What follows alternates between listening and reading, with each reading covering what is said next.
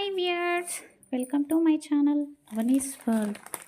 శ్రీ పరాభవ నామ సంవత్సరం, ఉత్తరాయణం, వర్ష ఋతువు, చైత్రమాసం, కృష్ణపక్షం, సప్తమి. ఈరోజు పూర్వాషాఢ నక్షత్రం, గురువారం, శుక్ర నక్షత్రం వచ్చింది అండి.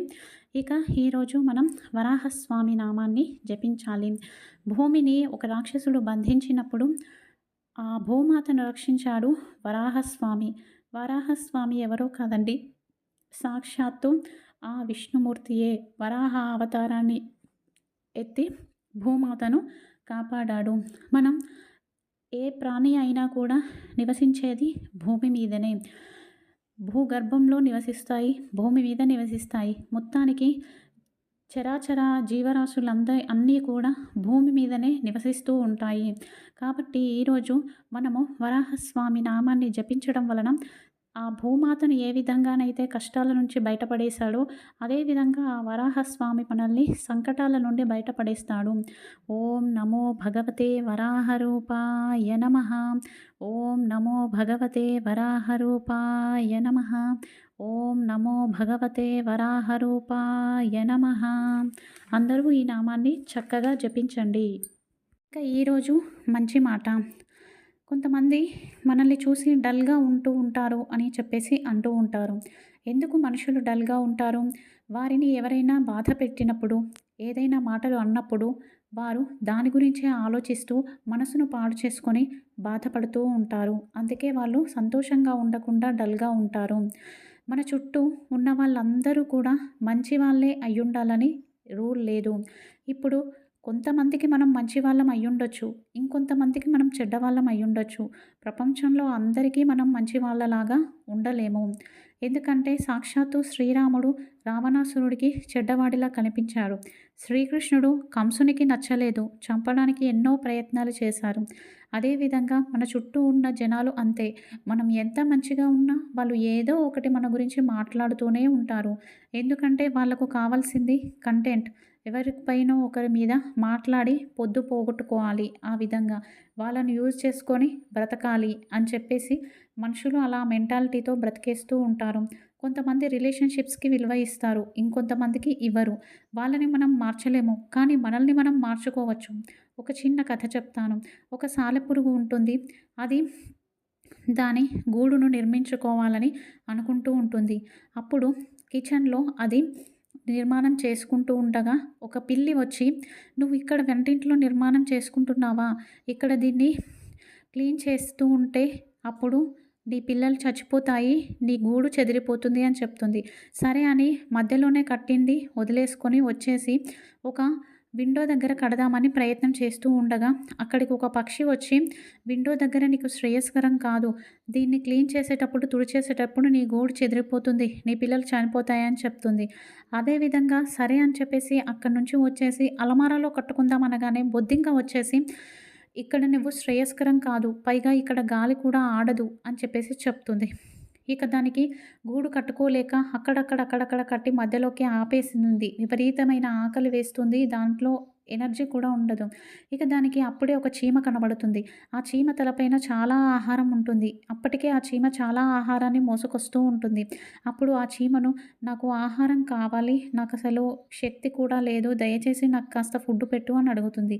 నేను నిన్ను గమనిస్తూనే ఉన్నాను, కాసేపు అక్కడ గూడు కట్టావు, కాసేపు ఇక్కడ గూడు కట్టావు, కాసేపు అల్మార్లో గూడు కడతానని వచ్చావు, అసలు ఎక్కడా పూర్తిగా కట్టలేదు, ఏమైంది అని అడుగుతుంది. అప్పుడు ఆ సాలెపురుగు జరిగిందంతా వివరిస్తుంది. అప్పుడు చీమ చెప్తుంది, వారంతా కూడా వాళ్లకు అనుకూలంగా ఉండాలని నీకు చెప్పారు. కిచెన్లో నువ్వు కట్టావనుకో అప్పుడు ఆ పిల్లికి అడ్డమవుతుంది అది. అదేవిధంగా నువ్వు విండో దగ్గర కడితే ఆ పక్షి ఆ విండోలోంచి దూరడానికి బయటికి రావడానికి వీలు పడదు. ఎప్పుడైతే నువ్వు అలమారాలో కట్టావో అప్పుడు ఆ బొద్దింకల చిన్నపిల్లలు అందులో ఇరుక్కుని చనిపోతాయి. సో వాళ్ళ స్వార్థం కోసం నిన్ను కట్టకూడదని చెప్పాయి. నువ్వు నీకు నచ్చినట్టుగా ఎక్కడ ఉండాలో అక్కడ కట్టుకోమని చెప్తుంది. సరే అని ఇక ఆ తర్వాత ఆ సాలెపురుగు తనకు నచ్చినట్టుగా తన గూడుని తను నచ్చిన ప్లేస్లో నిర్మించుకుంటుంది. చూసారు కదండి, ఇతరుల మాటలను మనం ఎప్పుడు కూడా పట్టించుకోకూడదు. ఏ ఊరు వెళ్ళినా సరే, పట్నం వెళ్ళినా సరే, మనం మన మాట మీదనే మనం ఉండాలి. ఇతరుల మాటలను వింటే మన మానసిక శక్తి తగ్గిపోతుంది. ఎవరు ఏమన్నా వినకండి, మీరు ఖచ్చితంగా సంతోషంగా ఉండండి. ఈరోజు అశ్విని మఖ మూల నక్షత్రం వారికి సంపద తార, భరణి పుబ్బ పూర్వాషాఢ నక్షత్రం వారికి జన్మతార, కృతిక ఉత్తరాషాఢ నక్షత్రం వారికి పరమమిత్ర తార, రోహిణి హస్త శ్రవణ నక్షత్రం వారికి మిత్రతార, మృగశిర చిత్త ధనిష్ట నక్షత్రం వారికి నైదన తార, ఆరుద్ర స్వాతి శతభిష నక్షత్రం వారికి సాధకతార, పునర్వసు విశాఖ పూర్వభాద్ర నక్షత్రం వారికి ప్రత్యక్తార, పుష్య అనురాధ ఉత్తరాభాద్ర నక్షత్రం వారికి క్షేమతార, ఆశ్లేష జ్యేష్ఠ రేవతి నక్షత్రం వారికి విపత్తార. ఇది ఈరోజు తారాబలం. ఈరోజు వాస్తు పరిష్కారంలో భాగంగా మనం ఇల్లు కన్స్ట్రక్షన్ చేసేటప్పుడు అక్కడ ఏమన్నా పెద్ద చెట్లు ఉంటే ఆ చెట్లను తీసేసి ఇల్లు కడుతూ ఉంటారు. ఒకవేళ ఆ చెట్లు దేవతా నివాస వృక్షాలైనా లేదంటే ఏదైనా పాలు కారే చెట్లైనా కూడా చాలా ఇబ్బంది అన్నమాట. దాని వలన ఇంట్లో శోకం అనేది కలుగుతుంది. దానికోసం మీరేం చేస్తారంటే ఏదైనా ఒక చెట్టు పడగొట్టినప్పుడు ఖచ్చితంగా దాని బదులుగా 2 చెట్లను నాటి తీరాలి. అలాగే ఏదైతే వృక్షాన్ని తీసేశారో ఆ వృక్షాన్ని యజ్ఞ యాగాదులకు ఏదైనా ధర్మకార్యాలకు మాత్రమే వినియోగించాలి. ఇక ఈరోజు మన సంప్రదాయంలో భాగంగా చాలామంది గుడి చుట్టూ 108 ప్రదక్షిణలు చేస్తారు, అంగ ప్రదక్షిణ చేస్తారు. ప్రతిరోజు నిత్యము గుడికి వెళ్ళడం వలన అది ఎంతవరకు మనపై ప్రభావం చూపిస్తుంది అని అనుకుంటూ ఉంటారు. మనం గుడిలోకి వెళ్ళాక ఎంతో పాజిటివ్ ఎనర్జీ అనేది వస్తూ ఉంటుంది. ఆ ఘంటానాదం, అలాగే అగరబత్తుల సువాసన, అలాగే మనం హారతి తీసుకునే కర్పూరము ప్రతీది కూడా మనలో పాజిటివ్ వైబ్ని ఇంక్రీజ్ చేస్తాయి.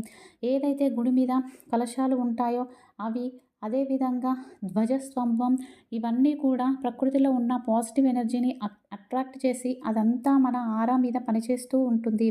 అలాగే మన శరీరం యాక్టివ్గా ఉండే విధంగా చేసి మనం ఏదైతే సంకల్పం చేస్తామో దాన్ని సిద్ధించే విధంగా గుడిలో ఉన్న ప్రతిదీ కూడా మన మీద ప్రభావం చూపిస్తుంది. అంతేకాకుండా మన శరీరంలో ఉన్న ఆరా శక్తిని కూడా శుద్ధి చేస్తుంది. కాబట్టి వారంలో కనీసం ఒక్కసారైనా దేవాలయానికి వెళ్ళడానికి ప్రయత్నించండి. ఇక